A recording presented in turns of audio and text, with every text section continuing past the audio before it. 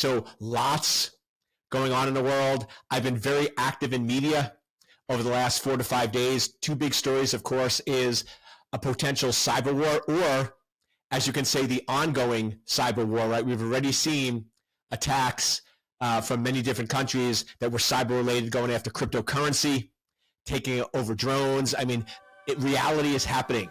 Science fiction is real, my friends. Welcome to Life of a CISO. I'm Dr. Eric Cole, your host, and we'll be taking you on a journey each week on what it takes to be a CISO and what are solutions that you can implement today if you are currently a Chief Information Security Officer or if you want to be one in the future. This is Life of a CISO.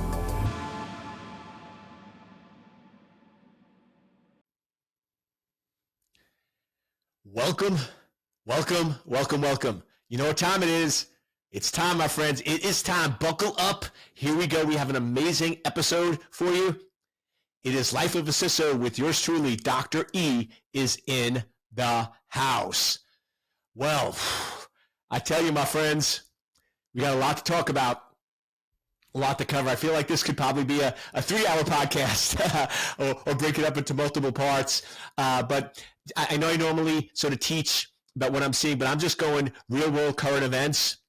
It is a Sunday right after last night. I'm getting ready to go to bed. My daughter runs in, 19 years old, as you can imagine, very concerned, which I would be, finding out there was an airstrike, right, that the United States launched. So lots going on in the world. I've been very active in media over the last 4 to 5 days. Two big stories, of course, is a potential cyber war, or as you can say, the ongoing cyber war, right? We've already seen attacks from many different countries that were cyber related, going after cryptocurrency, taking over drones. I mean, reality is happening. Science fiction is real, my friends. When we get to a point where fiction becomes nonfiction, things get really dicey. Then 48 hours ago, one of the largest password breaches, billions and billions of passwords.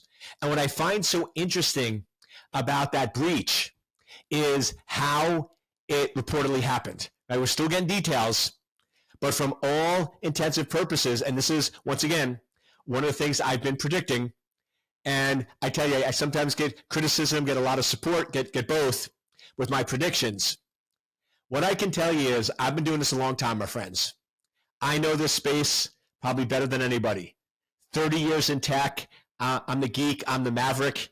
I had opportunities like others to move up into executive roles and build big companies, be CEOs. But I love being in the trenches, the tech, translating and helping people. So I sort of decided to sort of be very much reminded of Maverick and Top Gun, right? Where you go in and you look at Iceman and everyone else got promoted, right?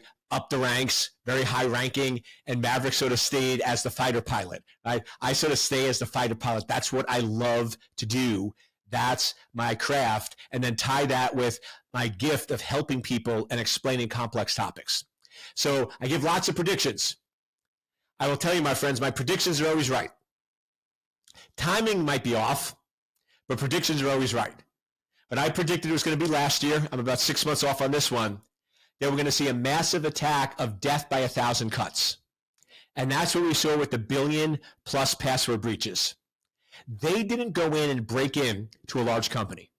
They didn't go in and break in to the Microsoft and Google and steal their entire database. What it looks like they did is over the course of many years, right, this was ongoing, they broke into individual devices. They broke into individual systems and slowly harvested individual passwords and credentials from millions upon millions of users. And so we call death by 1,000 cuts. Now, here's the reality. If that is true, then the number is just going to keep increasing. Because if they got into billions of devices, that means they got into almost every device. Now, here's the chilling question. The question that I don't want to ask, nobody wants to ask, but you know, I always do. And here's the question. Which app is infected with malicious code? Because here's the reality. If you're breaking into 1 million devices, it either means billion devices, it either means the platforms are compromised, which based on the security and the scrutiny, I don't think that's a probability, right? That Android or iOS actually have malicious backdoors embedded into the system. I don't think when you get a phone, right, out of the box, break the shrink wrap, that is infected. Could be, right, but that's a much massive, scarier thought, and I just don't even want to go there. But you look at how quick and fast apps are deployed. They're not usually tested, verified, and validated. They do come from questionable sources sometimes, right? And they're massively used and installed. And most people, once you install an app, don't delete an app. They don't remove it. They don't get rid of it. It is there forever. So the higher probability, if we're really playing poker here, on how this compromise occurred with billions of passwords, it is because an app has been infected in a backdoor. And the question is, which one? So as CISOs, as security professionals, what do we do? Right? What we do is we step back and we look at big picture. We don't go conventional wisdom. We don't go with what traditional people are saying. I love so many people are so-called experts. I'm one that I welcome people in the space, so I'm very careful not to sort of overtly criticize. But I love these people out there that haven't a background, they don't have the tech background, and they just aren't interested in, and now they're self-proclaimed experts, and they're just repeating information. So if you go and you look at what everyone is saying out there, change passwords, change passwords, change passwords. Here's the reality. If they got your password once, they can get it again. So if we change our password, we're basically playing into their hand. We're basically taking an infection and just putting a Band-Aid on it.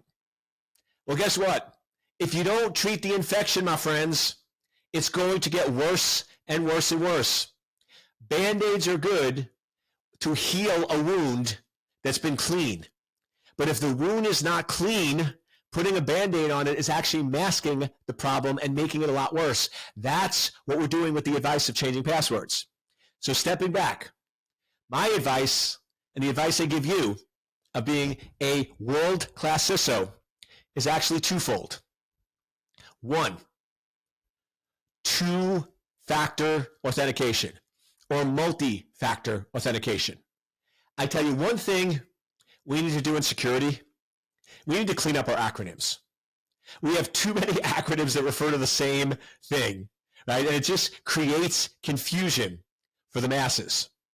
I was recently testifying at trial, and during my cross-examination, they were going in and really trying to confuse the matter with 2FA and MFA, and they're different and they're not the same, and they have the, and I'm like, 2FA is just a subset of MFA, right? We all know this. I'm preaching to the choir here. I know this, my friends.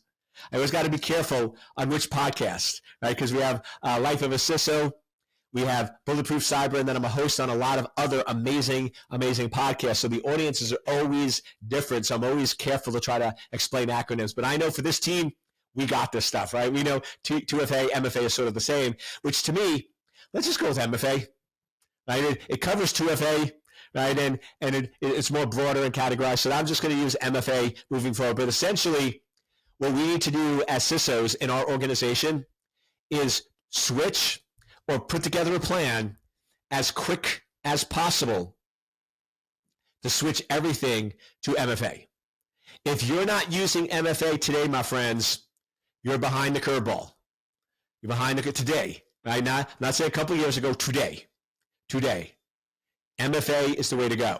I feel like if you're not using MFA and you're still just using passwords, I don't know, I sort of imagine you sitting there wearing bell-bottom pants, listening to the Bee Gees, right? You're stuck, my friends, 15, 20 years ago. Now, don't get me wrong. Nothing wrong with the Bee Gees. Islands in the Stream. Put out once in a while. Once in a while, if I want to chill out and groove right out by the pool, Bee Gees ain't bad at all. I'm more an 80s rocker. I just went to AC/DC, right?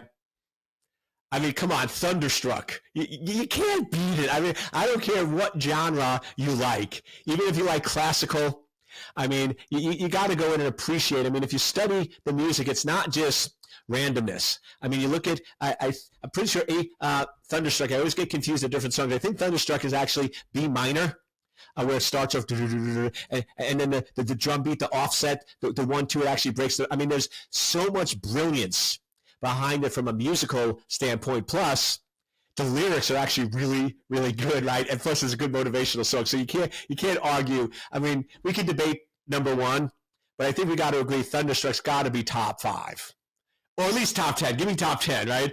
If not one of the top songs of all times. But yeah, I love sort of my music and stuff. But we got to go in and recognize that older music is great. Older technology is not. So multi-factor. I mean, that should be our top priority.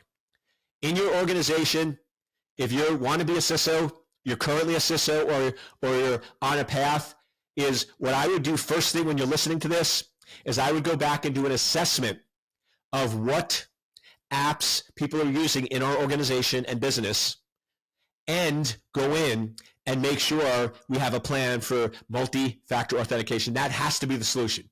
Now, yeah, changing passwords short term isn't bad, but like I said, if they are on our device and they got the password once, they'll get it again. Right? If they were able to get into my device or get into your device or get into somebody's device and get their password, if you change it, they'll still get it. Right? So yeah, it's an okay thing, make you feel better, but not really fixing the root cause. And then here's the other big one that everyone's missing, and you heard it first from Dr. E. We have to clean up our mobile devices. We have to get rid of apps we're not using. We have to get rid of apps that we haven't utilized in 30 plus days. They are harming us. If an app is on your phone and you are not using it, it is danger, danger, danger, my friends. We got to go in and get rid of apps. I'm sure you've listened to some of my podcasts. Maybe do a fun thing in your organization and do an app challenge. I go for 10. I talk to a lot of people, talk with a lot of execs, work with a lot of folks. Probably too far a bridge for most people, because most people probably have hundreds of apps.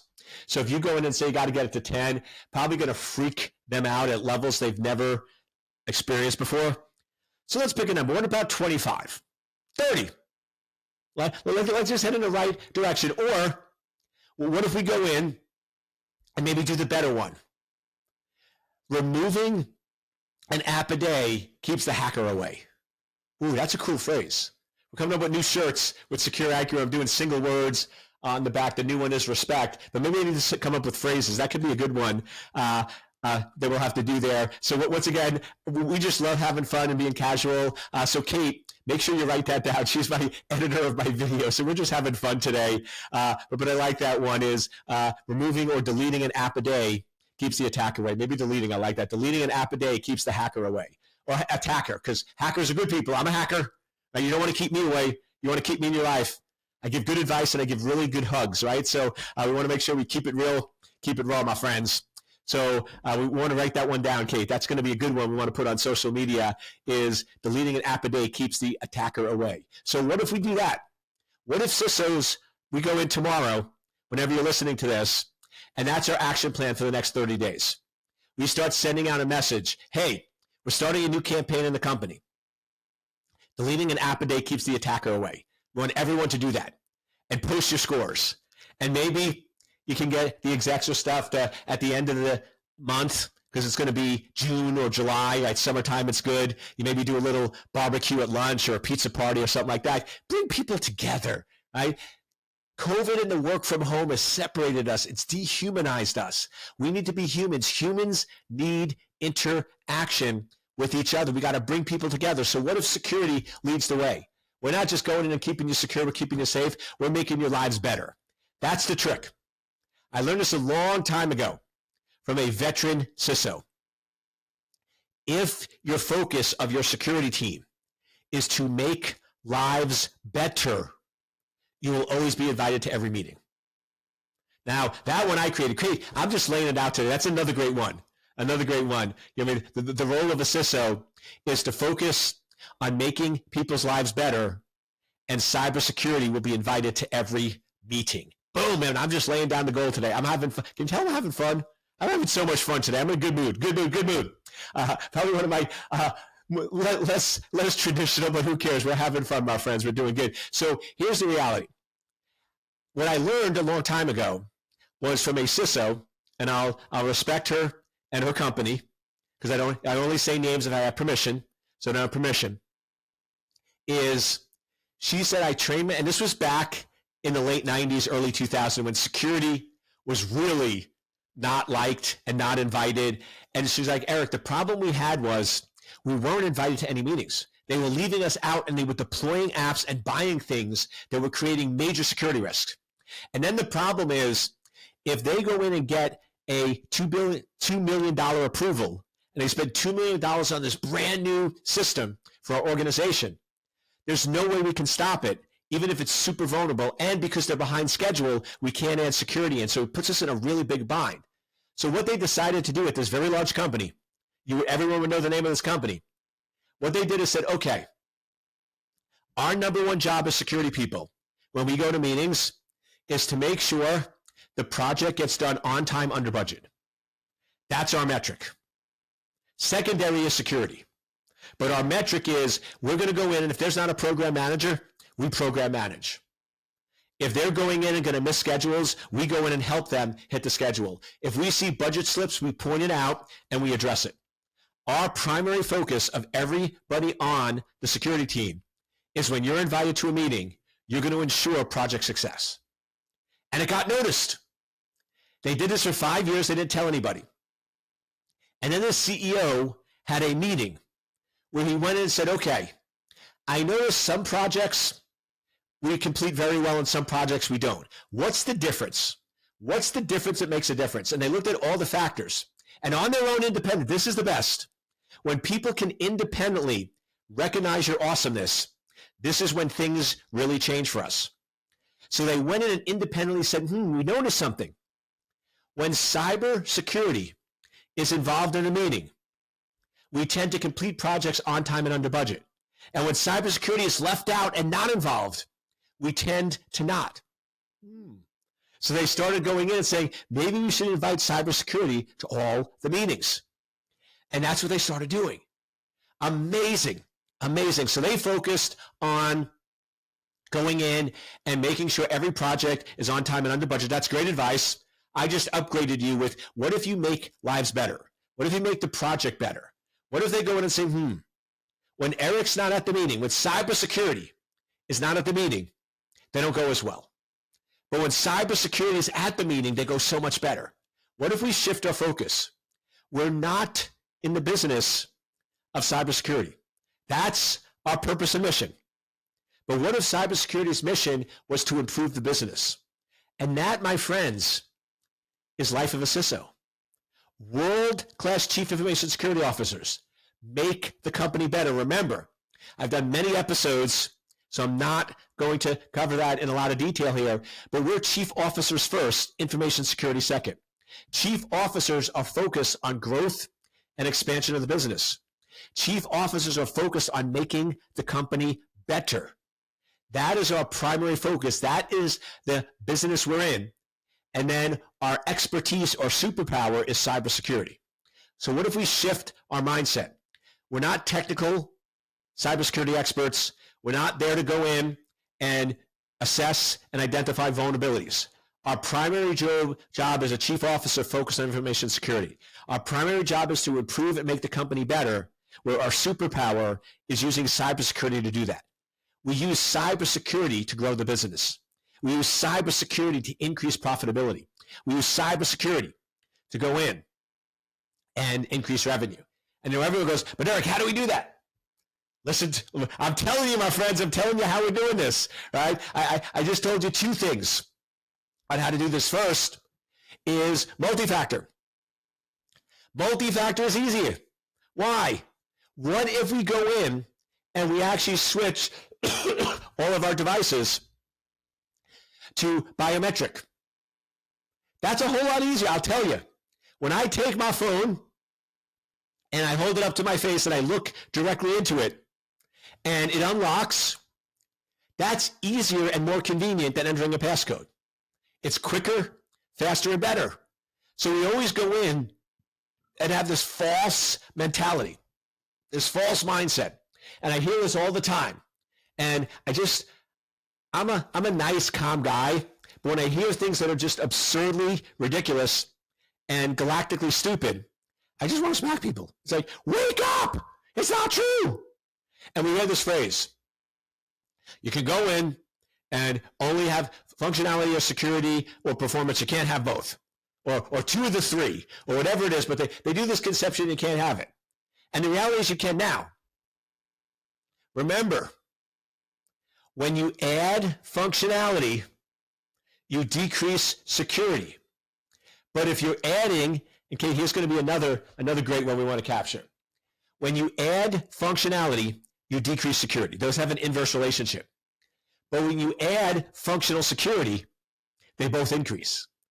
The trick is the way you solve an unsolvable problem is by combining them together.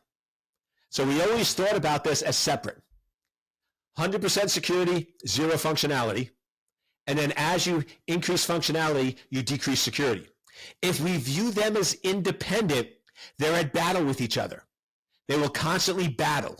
But if we go in and join forces, we join them together, so now it's functional security, all of a sudden everything changes. Now, because they're working together and they're one and the same, they can't be at odds. If you combine, if you link something together, they can't be opposite. If they're independent, one raises, one shrinks. But when they're together, they have to work. You're forcing it. You're bolting them together. They have no choice. They either die together or they thrive together. And that's the gold, my friends. So multi-factor is one way of doing that. Increasing functionality, increasing security.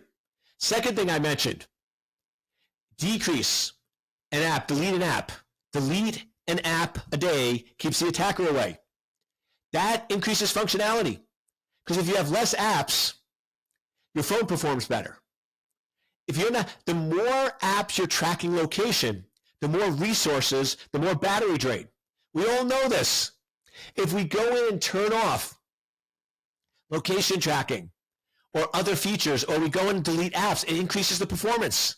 We all know this. Things that are running in the background take a lot of resources. So if we can go and delete and remove those apps, we start solving problems. We get functionality and security together. It's brilliance, right? This is being world-class CISO, changing the paradigm, changing how we think and how we operate. Plus, here's a bonus. Less apps, less distraction. If I go in and I only have 20 apps on my phone, when I want to go in and find an app, it's easy and quick and fast. If I have 200 apps and I need to find an app, it takes a lot longer. So once again, increasing functionality, increasing security, also less distractions on our workforce. So we're going in and we're just getting tons of multi-benefit when we decide to link functionality and security together. Now, hopefully you agree. I could probably end this podcast right here, and I've given you a bunch of gold, right? A bunch of valuable information. But I want to finish with one last topic. And this goes back to where I started. I always go back to where I started. All my advice is always right. The timing is sometimes off. Well, I made a bold statement a few days ago. Which is within 30 days, there will be a cyber attack against America. I hope I'm wrong. I pray I'm wrong.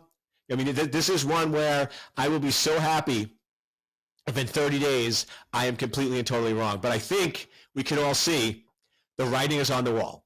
Now, it might be 45 days.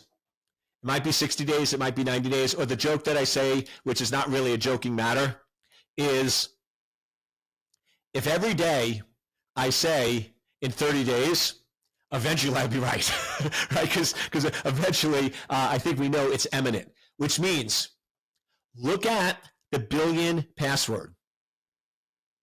They didn't go after the big company. They didn't go in and try to break in to Microsoft or Google. They went after the individuals. They went after the smaller, vulnerable areas. They went after the people that don't think they're a target. They went after the individuals that thought everything was safe and somebody else was taking care of cybersecurity. Remember our rule. You are a target, and cybersecurity is your responsibility. So if you're listening to this, most likely a cyber attack against the U.S. is not going to be government. Trust me, they're locking down, they're disconnecting, they're getting ready for an attack. It's not going to be the big companies. It's going to be the small to medium. Because they're sitting back going, we're not a target. But what if you go in and you attack 50 of the medium-sized banks in the United States? Isn't that more devastating than attacking one super large bank? What if you go in and attack 100 small doctors' offices or emergency rooms? Not the big ones, not the huge networks that we all know that have hundreds of people doing security, but the smaller, tinier entities. Wouldn't that be equal or more devastating in terms of impact, privacy, and loss of life? So my friends, is as a CISO, as an upcoming CISO, as somebody that wants to be a CISO, we need to raise awareness. Not chicken little that the sky is falling, but real world factual data showing that your company could be a victim of a cyber attack. And then what do you do? So I'll wrap up this episode giving you sort of the quick checklist. First and foremost, do what we learn is the best way to protect the system. What were the initial ways to protect nuclear reactors? Computers that manage nuclear reactors, critical infrastructure, SCADA systems. What is the best number one way of protecting them? Air gap, disconnect. If they're disconnected, you can't hack them. But Eric, if you disconnect, you can't access. You can do one way. What we do a lot with nuclear reactors is we have one-way links. So you can go in and send information out, but you can't send information in. So what if you had critical systems where you can only send it out? Or what if we do alternative paths? So when a query is submitted to a database, it goes through a system and the query gets run to the database on one link that's one way. You can't get data out on that link. So if an attacker comes in on that path and breaks into the system, they can't extract. It's one way. And then we have a completely separate alternative way that sends the request back to another system that sends the request back to the user. So now, yes, the user is interacting with one computer. So they can do their TCP connections and have one connection. But that computer, when it sends queries and receives data, is two alternative links. So now, even if you break into that front-end computer, the back-end critical database is not directly connected to the internet. It's not directly accessible from a data standpoint, and therefore much, much harder. And this isn't huge. I mean, these types of redesigns are not difficult to do. Second, any system that's accessible from the internet is up-to-date, latest version, patched, and contains no critical data. I will tell you right now, most of the breaches that target and go after servers are because they're unpatched or they have known vulnerabilities. Very few 0 days. 0 days, yes, they happen, and we have to react and respond. But a large number of attacks are known attack vectors on systems that were not patched or up to date. So my friends, I don't want to keep more of your time because you got plenty of work to do. You got this episode will probably keep you busy for months or a year, and hopefully you found a lot of value. If you found value, please post a message below. I track and receive all these. I respond to it. I love to hear from you. If you want to reach out to me, ecole@secure-anchor.com. Remember, I love giving away free info, but I'm a master of organizing, implementing, and doing so. If any of these things you need help and you want to bring my company, Secure Anchor, in to help you implement, once again, website, secure-anchor.com. Reach out to Ecole at secure-anchor.com. I'd love to work with you. I'd love to help you. Ecole, secure-anchor.com. Otherwise, buckle up, my friends. You got a lot to do, but we got a lot of fun. And together, my friends, we can make cyberspace a safe place to live, work, and raise a family. Thank you so much for listening to Life of a CISO with Dr. Eric Cole. Till next week, my friends.